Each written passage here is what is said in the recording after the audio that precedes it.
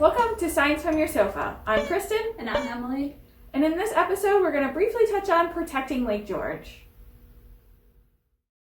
Why do we want to protect Lake George?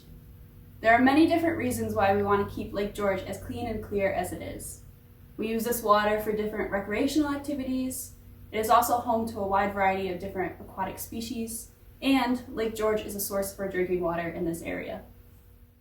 What do you mean when you say Lake George is drinking water? Lake George is rated a Class AA special lake, which is the highest rating you can get in New York State. This classification means that the water can be used for drinking, culinary, and food processing purposes, as well as different recreation activities and fishing. Many homes around Lake George get their drinking water directly from the lake, using water intakes and simple filtration systems that take out things like dirt and plankton. The village of Lake George also gets their drinking water directly from the lake. So what else does this Class AA special rating tell us about Lake George? It tells us that this water is suitable for fish and wildlife survival. It means that Lake George doesn't contain any floating solids, oil, sludge, toxic waste, or any other deleterious substances. It means that there's no discharge of industrial waste or sewage. It also means that Lake George doesn't contain phosphorus and nitrogen to levels that will result in algae or weed growth that will impair the waters.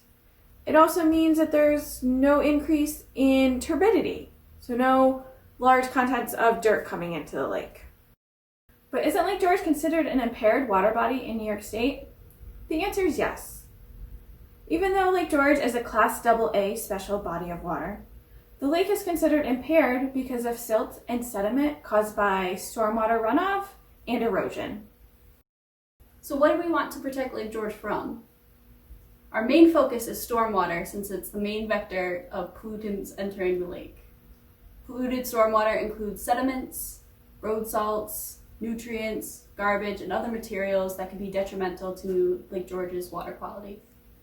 There are lots of ways that you can help protect Lake George. Be sure to check out some of our other episodes on stormwater and invasive species to learn a little bit more about those threats. Or also check out our website with lots of great ways to help protect Lake George. Thank you so much for joining us for this episode of Science from Your Sofa. Feel free to leave any more questions you have about protecting Lake George in the comments, and we will be happy to answer them.